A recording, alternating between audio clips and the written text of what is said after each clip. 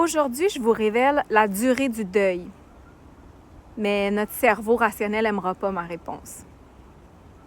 Selon mes différentes études, recherches, formations, expériences, il n'y a pas de durée au deuil. Comme chaque personne est unique, chaque décès va être unique, chaque relation avec la personne décédée va être unique, il n'y a pas un deuil qui va se vivre de la même façon. J'ai envie de vous dire que tout ce que vous vivez face à un deuil est normal. Vous êtes normal. Toutes les émotions que vous allez rencontrer sont normales.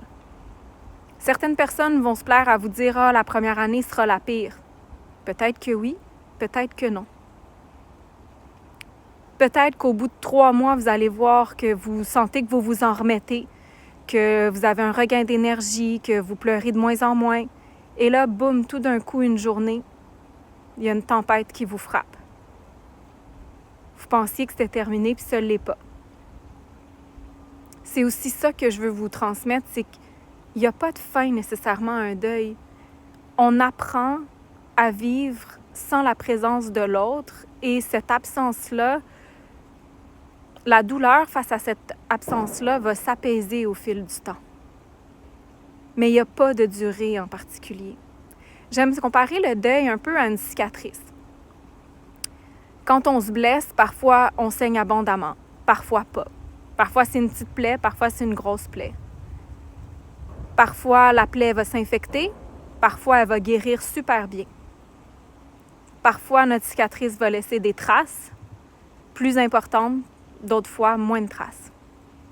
C'est comme ça pour moi le deuil. Chacun va le vivre à sa façon. Puis, oui, certainement, on va passer par des émotions que plusieurs vont retrouver. La colère, la tristesse, le déni. On dit que finalement, il y a de l'acceptation. On peut parler aussi parfois même de soulagement, comme je vous disais. Mais il n'y a pas d'ordre en particulier auquel ça peut passer. Parfois, vous pouvez vous surprendre aussi à la personne est décédée, puis vous vous sentez en paix, vous vous sentez calme, il n'y a pas de grande peine qui vous frappe. Ça se peut que ça reste comme ça. Puis ça se peut qu'au bout d'1 an, 2 ans, il y ait quelque chose qui vous ramène à penser à cette personne-là, que c'est là que vous viviez une grosse peine. Mais ça se peut aussi qu'il n'y en ait pas. Alors, soyez indulgents avec vous-même, puis mon conseil serait simplement accueillez les émotions qui montent en vous, vivez-les, puis elles s'apaiseront.